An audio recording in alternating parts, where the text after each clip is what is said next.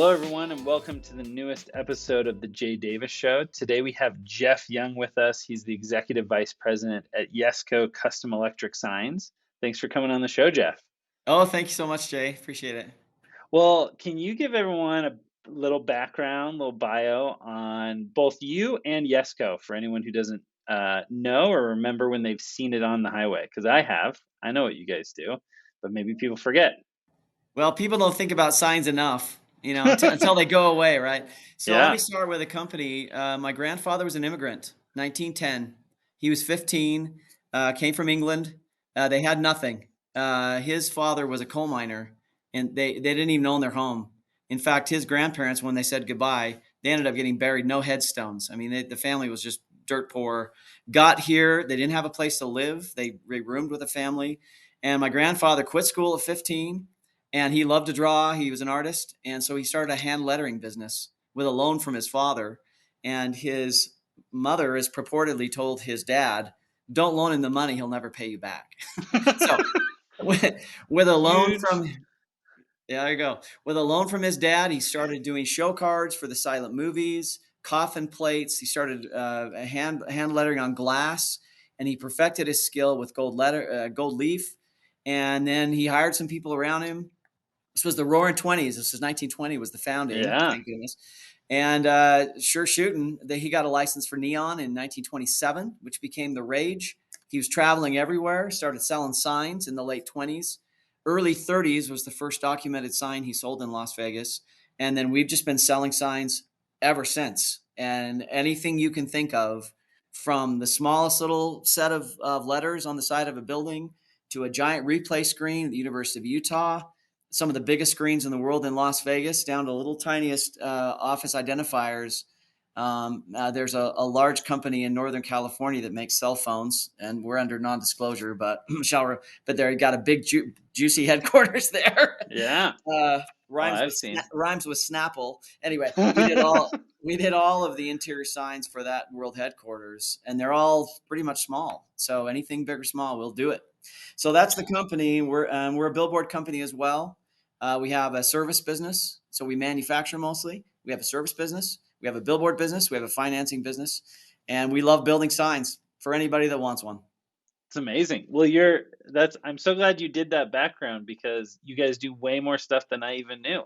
And we're in your backyard. So it's always fun to hear that. And I think it says a lot about what kind of company you guys are that you just get out there and get it done. And in some ways fly under the radar a little bit on how big your reach is. So that's amazing. I love it.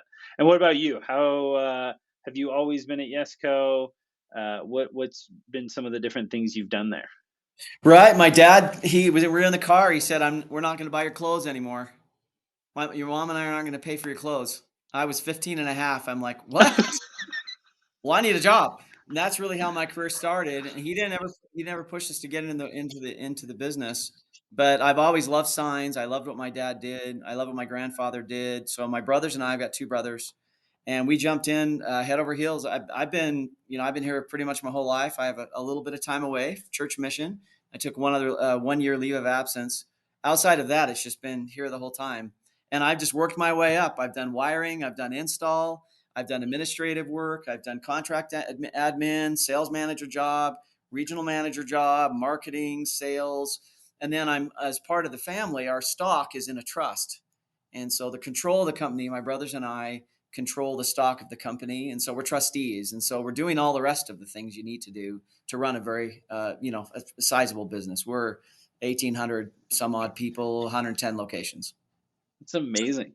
I'm sure it was fun to be compared to Grandpa. Like, well, when Grandpa was 15, you're like, yeah, I know. Take it easy, Dad.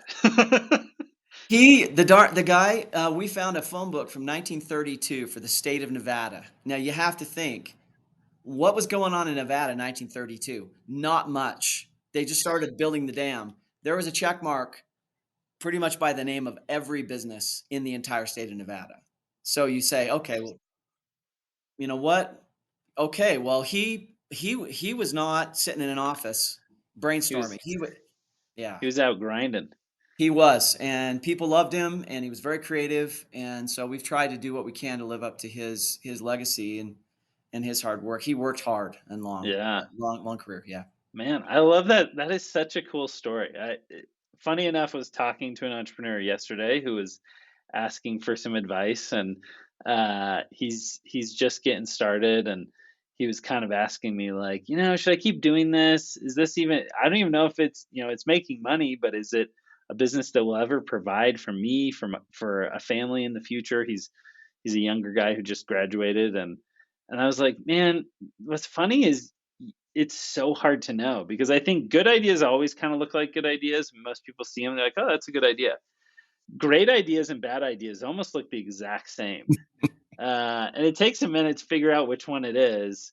And that's what I tell them, like, you don't know, like, you just got to work and just keep, if you're already making money 3 months in, like, you never know where this could take you. And so I think your grandpa's story is a huge testament of like, he got good at something and just worked his butt off. And look where it is now. I'm sure Well, one he's story, sorry, Jay, one story that comes to mind, and the failures seem like great ideas, seemed like close. We did a bunch of work for the games. Olympics are in the news right now, including the rings on the hill. Those that were around know that on the mountainside, the rings got lit up. Well, that was functionally our project. We airlifted with the National Guard, generators up on the hill. That whole network, the way we designed that, really was phenomenal. And we only were allowed one test in the middle of the night, like 2:45 a.m. for 15, 20 minutes. This was the first generation of compact fluorescent bulbs, which are everywhere now, but they were a little curly cube, not a regular yeah. standard light bulb. And in 20 minutes, we had 25% failure of bulbs. And there was thousands of these things. And Yeah. so, of course, it was all hands on deck to go up and change all the light bulbs out. But like, okay, is this really going to work? My friend and I, who'd been working closely on the project, we're the ones that actually pushed the button to light up the rings for the games. Literally billions watching, right? And we're like, we hope this works. Luckily, they came on. They did work. We had a few failures. We just had a bad batch. We were able to keep that thing lit for the games. And I'm trying to remember a time when that many people were looking on something that we had done. Yeah. And when the pressure's on, you think, okay, is this worth it? Is this going to work? Luckily for That us, it is did. Lucky for us, it crazy. did. Yeah. That's amazing. What a great story. Well, what's some of the? I think this is a great question for you, obviously, but I think also for a lot of listeners. What have you learned about working with your family? I think so many people get into business with family, friends, and it can have I've talked to people who are like, it's been the best thing we've ever did, changed our lives. I wouldn't do it any differently. You also hear the opposite side of like, it was really tough or caused rifts or whatever. What have you learned about working with family through this process? Sure, and I'm gonna just say the way it is. My grandfather, he only had one son. My dad was the only guy in his family of six kids had interest in the company. He gave the control of the company to my father and didn't tell his kids, and he passed away. And it was bad. A couple of my dad's siblings never talked to their mother again. Bad.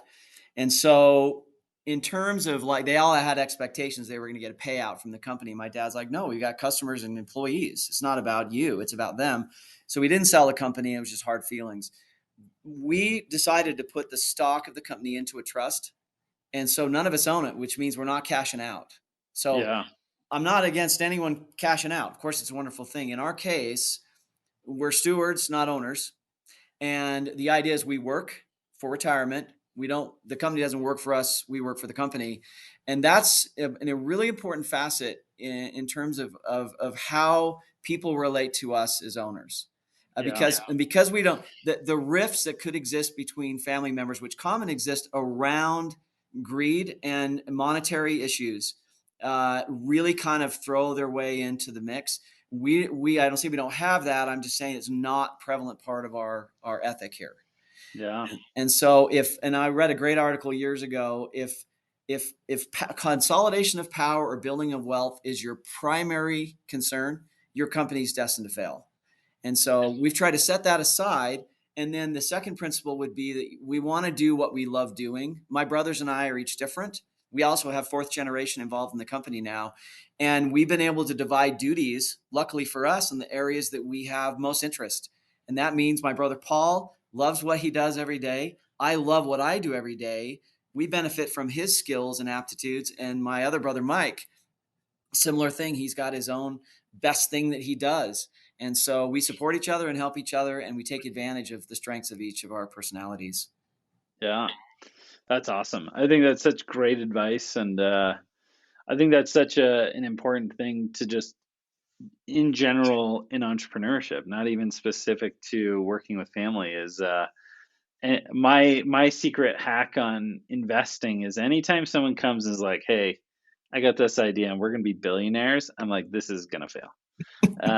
For sure. Like it will not work. It's not going to happen. Anytime someone comes to me is like, look, I am so passionate about solving this problem and how it affects our customers and our employees, and this is why I care about solving this problem for the world, and I think it'll impact human beings in a positive way. I'm like, okay, that's the person I want to get behind, because that person, the money is like, if you want money, being an entrepreneur or running your own company is about the dumbest way to try and get money. I mean, it is just like it's that's can't be it, because there's too many times where it's you gotta have the passion and dig deep, and so I think that that's just a common experience, and so it sounds like and you're not the first person I've talked to on this podcast who's kind of had that exact same like they've arrived at that same conclusion. I think because it's just a eternal truth that we can't avoid.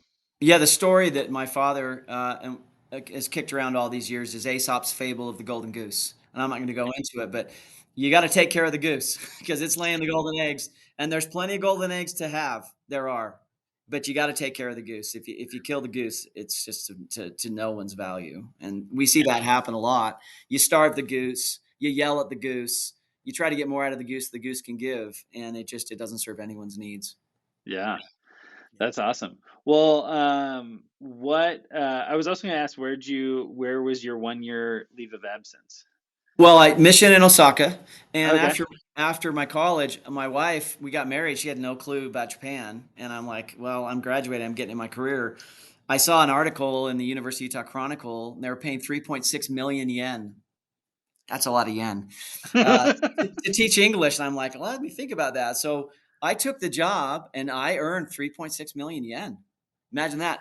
And she went with me, and we lived in Japan for a year. I taught they've got a program where college graduates can go into the public education system and teach alongside an English teacher who's Japanese, but they're teaching English in class, right? And so we got assigned to a small town outside of Nagoya, and we lived there for a year. And my wife had a chance to, appreciate the culture and learn a little Japanese. And for me, it was just a blast because I got a whole nother year. I had 2 years of Japanese.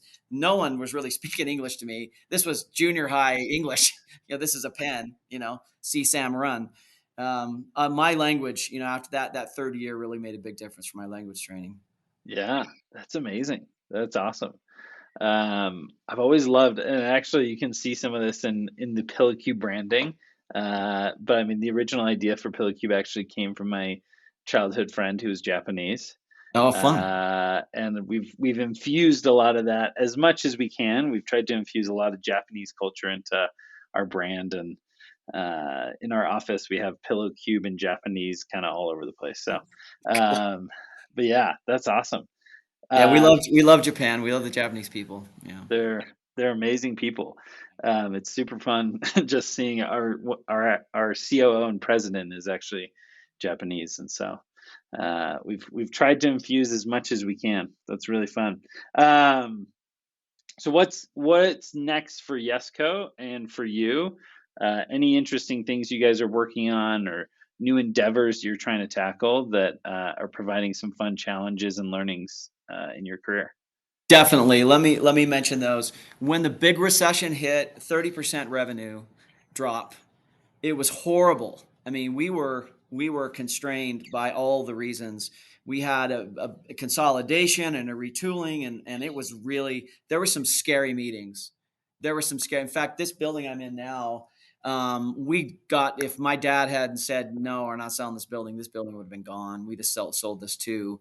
So we were able to, what happened in the process is our regular manufacturing business dropped way off, but our service business and our billboard business were very resilient. So we've tripled down on our service business. And there's no nationwide network of sign service anywhere. We're it, basically. We started a franchise model. We base it on we took the carpet cleaning business. Yeah. You think of the van, okay? Think of the couple, think of the two guys in the van cleaning your carpets. Just put a 45-foot ladder truck and a lamp bin and roll that out, and same idea. So we've created a very robust patrol system, relatively high tech app, database, billing system that sign companies, mostly sign companies in other areas of the country who are operating their own sign business, can button on our service business on top of it Yeah. and flourish. So in the last 11 years, roughly, we've added about 750 employees to mind you, they're franchisees. Okay, so we want to make sure they're and open 80 offices, and that business is rolled up. I think we're doing just over 40 million this year in service in our franchise network. And then our service business is just over 50. So last year in 2022, we crossed over the $100 million mark in sign service in North America. No Mexico, but Canada and the U.S. So that for us has been remarkable to see that all come together, and very entrepreneurial. We have a fourth generation. He's my nephew. His name is Josh, and he had a really strong entrepreneurial mindset about him. We said, okay, Josh, here it is. Go after it. We supported him every way, went to all the meetings, and he really has done it. He did a wonderful job. We've moved him now to a different position. We have someone else covering franchise now, but it's been phenomenal. The second thing, this whole digital, you say digital advertising, people are like, yeah, I had that class in college. Okay, digital, yeah, it's all going online. No, newspaper, rough magazines, TV, radio, difficult right now, right? It's all gone online. Well, for us, digital is digital billboards and digital screens.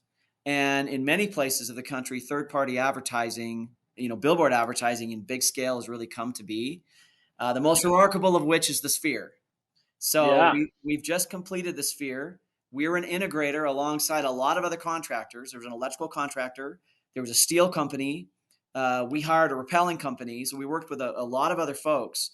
But our role was to take customer supplied LED system, wrap it around the outside of that building. It's 580,000 square feet. We think it's the biggest screen in the world. If you've seen it, and we didn't work on the inside at all, go to a U2 concert. Awesome. But Yeah. the outside is remarkable. And we were so honored to be part of that project. And it looks beautiful.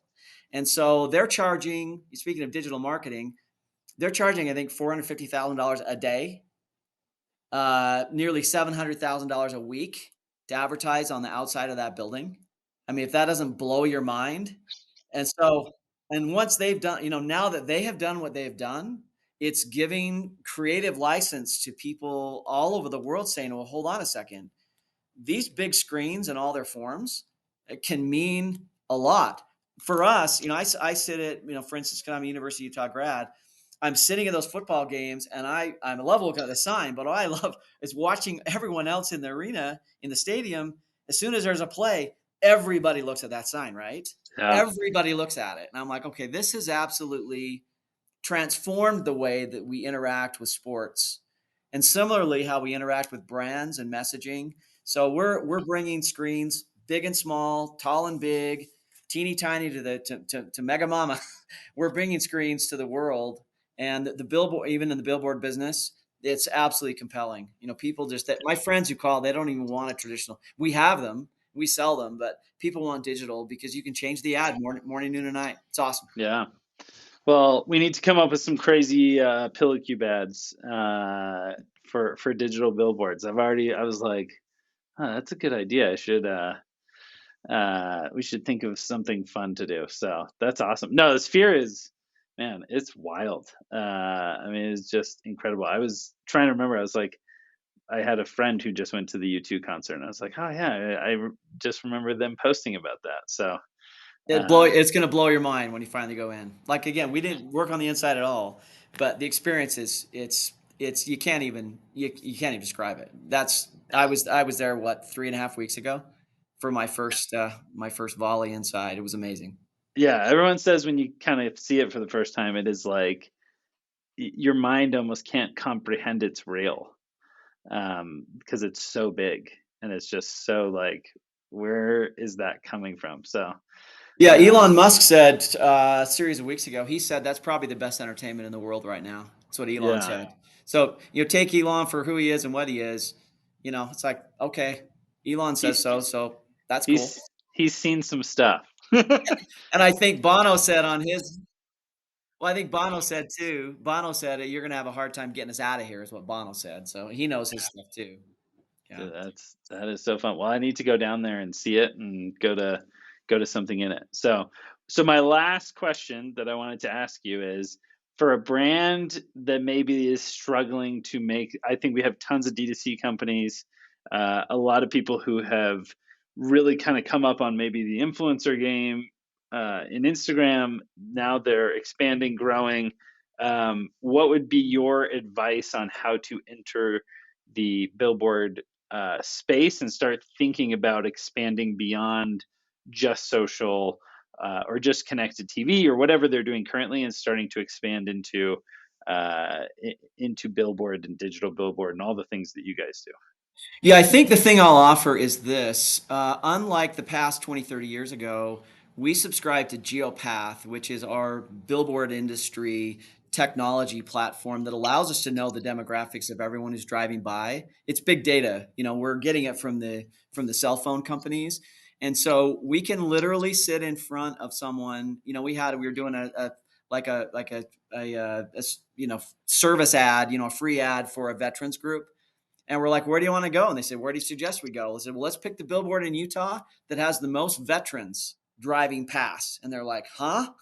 It's like, yeah, we can actually tell you which billboard has the most veterans driving past it. So, in terms of technology and knowledge behind and creating the ROI and the value behind digital, now because we know the passersby like we never have before, it's really put the off premise billboard industry on it's the demand is unbelievable because there's such a squeeze on all the other media outside of digital, online. The spend coming our way is nuts, and our customers can hardly, it keeps them breathless because we will commonly have backup contracts for space. It's like, well, what do you mean you're escalating? It's like, well, we got a lineup people waiting to get on. So, and the space has also been dialed down where you don't have to, unlike before, we'd sell them for a year at a time because we had to paint them and post them. Now you can buy little segments. So it's been broken down now where it doesn't cost as much as you might think, and the impact can be pretty dramatic. It's So amazing. that, yeah, it is. It's a great media, and it's not going away. I mean, we have our issues with state, city, that kind of thing, and conversion into digital, which we'd like to do a lot more. A lot of cities are don't like that part of ours, but our customers love it. Every time we can get a digital, they just like put us on now. We Yeah, love that. Yeah. it's amazing. Well, we'll have to do some fun tests with Pillow Cube and report back to everyone on what we saw. So Fun.